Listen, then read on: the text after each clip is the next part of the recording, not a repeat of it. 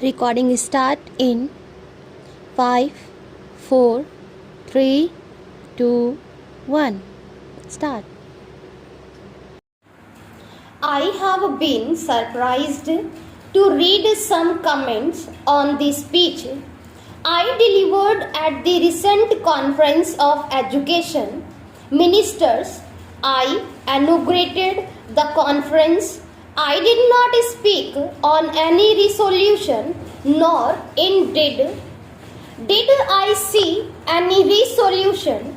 I have not yet seen precise resolution passed by the conference, though I have heard about it. I laid great stress in my speech on the necessity of a considerable number of our people knowing foreign languages and more especially High English. This was in relation to our development programs and our second and subsequent 5 years plans. I pointed out that it would not be possible for us to go ahead with these plans unless there was a high standard of technical and scientific education, and that this standard could not be obtained at this stage without a full knowledge of at least one foreign language. As a matter of fact, scientists in any country today have to acquire knowledge of several languages in order to keep abreast of scientific literature. I did not say a word against Hindi. Indeed, I said something in favor of it.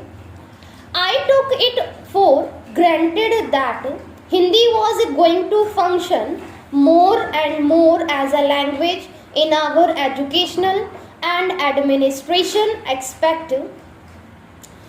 In certain parts of India where the regional languages would be principally used, nor did I say anything about the medium of instruction. About this, I have no doubt that it will have to be either Hindi or either other languages. My positive stress was on a foreign language being learned adequately. In the circumstances in India, this foreign language would inevitably be English, though I hope that other languages such as French, German, etc. would also be learned. English today is by far the most widespread and important world language, and probably 2/3 of the scientific and technical books in the world are published in English. I find that most people have no idea of what industrialization implies. We discuss the financial aspect of it and vaguely think of factories and the like growing up, but the most vital part of industrialization is the training of manpower. We want a vast number of scientists, technologists, and engineers of various kinds. We also want to create a background in which these people grow. This problem of trained and manpower is our major problem, and that we have to solve. Our whole future progress depends on this process of industrialization and the use of higher techniques. It must be remembered that it takes long to train a first class scientist or technician. To put up a steel plant takes some years. It takes twice that time to train a technician who can run that steel plant. It takes 5 times as much time to train a competent atomic scientist, as it takes to put up an atomic reactor. We have thus today to organize the training for the people required for the second and third 5-year plans.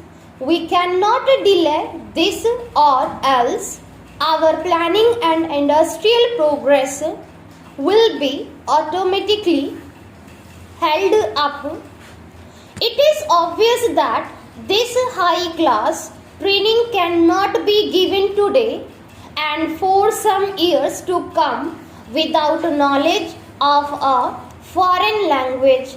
It is possible and indeed desirable to give elementary scientific and technological training in Hindi or our other regional languages. We can translate some textbooks as we have actually done.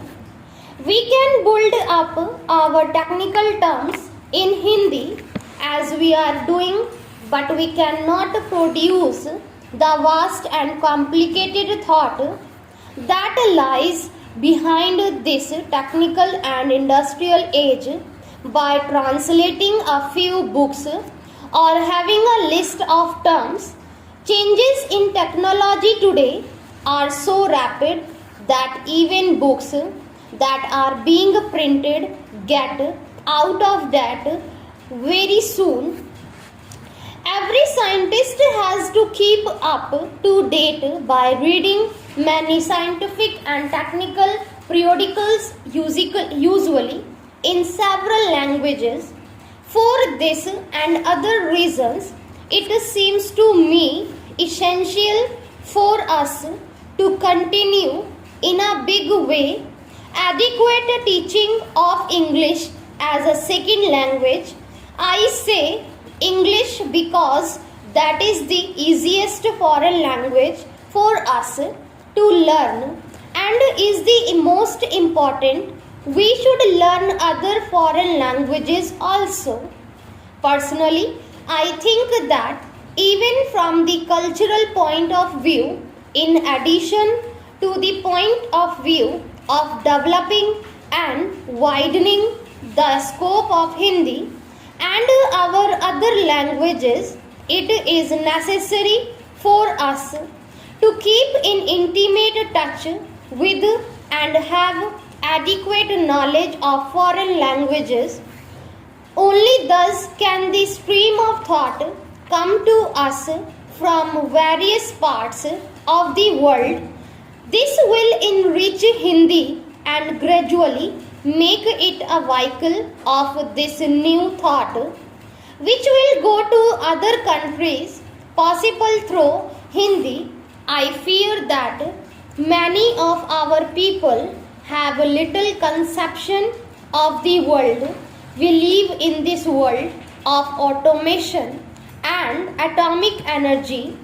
We are living through a period of revolution and we have to face a struggle for survival for our country and not merely for achieving higher standard.